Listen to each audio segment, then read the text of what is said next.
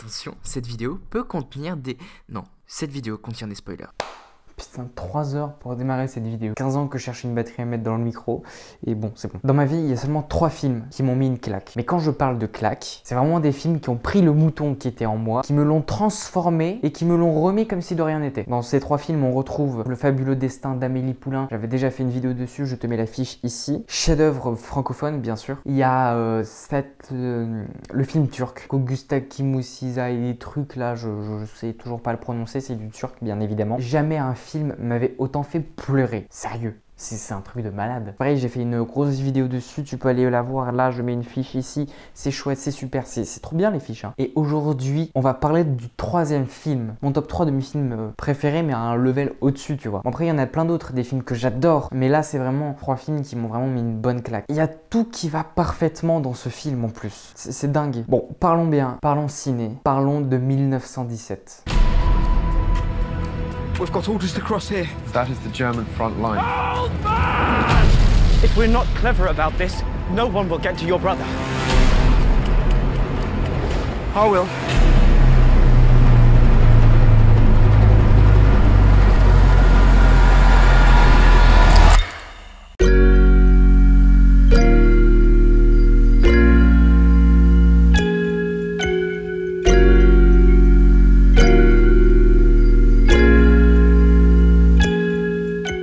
Bien évidemment, avant de commencer la vidéo aussi, je précise que cette vidéo est un éloge. Tu connais le principe, je ne parle que des points positifs du film et parce que voilà, tout simplement, c'est le principe de ces vidéos. Bon, bah c'est parti hein. Il y a quelques jours sur Insta, je vous ai fait un petit sondage pour savoir de quel film vous vouliez que je parle. Je vous ai proposé 4 films, 4 très bons films et vous avez tapé dans le mille puisque vous avez choisi du coup le film que je préfère dans ces 4 là. Après chacun pense ce qu'il veut bien évidemment, mais moi c'est mon préféré. 1917 est un film de guerre britannico-américain, réalisé, coécrit et produit par Sam Mendes. Sam Mendes c'est aussi le réalisateur de Spectre, le 24e James Bond. Tais-toi. Non, voilà, je sais que cette phrase est connue, mais je crois que tout le monde la connaît. Voilà, elle est trop connue pour que tu la fasses encore une fois. Voilà. Il réalise aussi Skyfall, qui est aussi un James Bond, et produit le film Les Cerfs-Volants de Kaboul. Bien sûr, il a fait d'autres choses aussi, mais je vous raconte à peu près le principal. Donc voilà qui est ce genre en fait. 1917 est un film de 2020. Le nom du film, c'est 1917 et l'année de production du film, c'est 2020. C'est bon, Du coup, le film est assez récent, bien sûr. Il fait énormément parler de lui à sa sortie pour son côté technique. Si tu suis sur Insta des comptes qui parlent de Cinoche et qui te mettent des making-of de Cinoche, t'as forcément vu un extrait de 1917. Parce que début d'année 2020, tu en avais un toutes les 10 minutes. Tu avais des extraits de partout de 1917. Ce film, techniquement, est incroyable, mais ça, on va parler un peu après. Parce que, voilà, on va en parler un peu après, en fait. Synopsis. Pris dans la tourmente de la Première Guerre mondiale, Schofield et Blake, 2 jeunes soldats britanniques, se voient assigner une mission à proprement parler impossible. Porteurs d'un message qui pourrait empêcher une attaque dévastatrice et la mort de centaines de soldats, dont le frère de Blake, ils se lancent dans une véritable course contre la montre derrière les lignes ennemies. Voilà. T'as le truc, tu vois à peu près ce que c'est. 2 potes soldats britanniques qui partent en mission. Un truc important à noter, notre protagoniste, le soldat Schofield, va être embarqué dans cette mission vraiment sans qu'il le veuille. Il va plus y aller dans l'intérêt de son pote pour aider son pote à retrouver son frère et porter le message que dans son propre intérêt où s'il avait été obligé. Et ça les amis, ça rend le scénario très intéressant. Parce qu'à un moment, ça va partir en steak. Ça part toujours en steak dans les films. Mais c'est chouette, c'est ça qui cale le rythme au film. Bon, à un moment, ça va partir en steak et Schofield, il va commencer à dire oui mais c'est toujours pareil, regarde dans quoi tu m'embarques. Moi j'y suis pour rien et tu m'embarques dans ta merde. On va tous crever mais c'est pas possible. C'est la fin du monde, c'est la fin du monde. Bon voilà, en gros à un moment il va plus se sentir concerné par sa mission. Il va accuser Blake de l'avoir emporté dans cette mission dangereuse et en gros il va dire qu'il préférait rester là où il était quoi. Mais vient le moment tragique où Blake va se faire tuer. Genre Blake qui va mourir.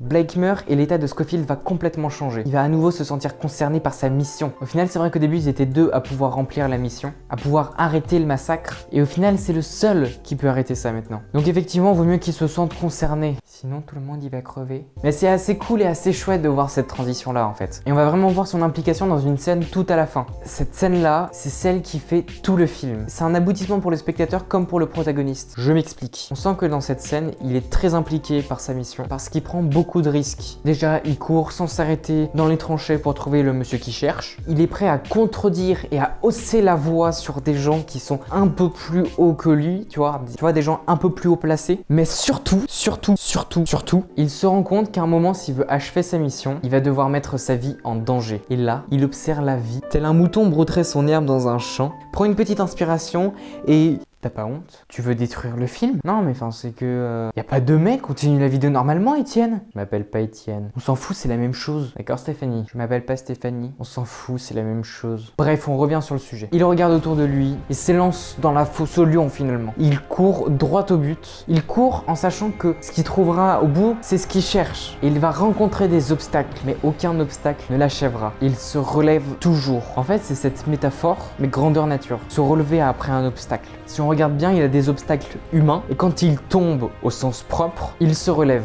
Et c'est beau de voir cette métaphore grandeur nature. Cette scène, elle est vraiment décisive. Tout se joue ici. Sam Mendes nous le montre et on le voit pas, on le ressent. Elle est là la différence. On ressent que cette étape est importante et ça marche vraiment bien. Moi, c'est cette scène qui m'a fait comprendre que c'était pas un film de guerre comme les autres.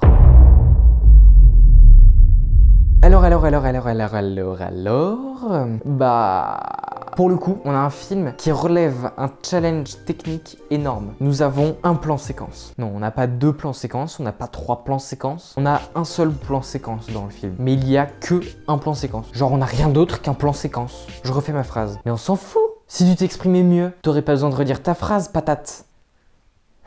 Bon bref, on a un seul plan séquence, mais c'est un gros plan séquence. Genre il fait 1h59.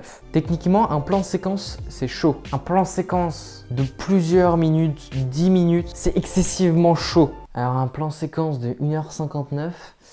Ouais, on est sur un autre level là, on n'est pas sur la même planète avec les mecs. Alors faut le faire, c'est hyper complexe à préparer un plan séquence. Après c'est bien qu'un plan séquence soit réussi. Et là non seulement il est long et bien foutu, mais en plus de ça, il est extrêmement bien réussi. Au point qu'on se rende même pas compte que c'est un seul plan séquence. Et ça c'est extrêmement fort. Bon bien sûr il y a des cuts hein, parce que filmer en continu pendant 1h59, ça serait quand même vraiment très chaud. Mais c'est des cuts cachés, des cuts qu'on ne voit pas à l'image, qui sont cachés sur des transitions hyper bien foutu. Et d'après les sources que j'ai trouvées, il n'y en aurait que 34, ce qui est extrêmement peu pour un long métrage. 80% du film est tourné avec le Arri Trinity. Pour vulgariser, c'est une sorte de steadicam mélangé avec un gimbal géant. En gros, du coup on a toujours des plans très stables. Et je trouve ça hyper agréable à regarder. Mais ça n'empêche pas d'avoir l'angoisse et les sentiments extrêmement présents dans le film.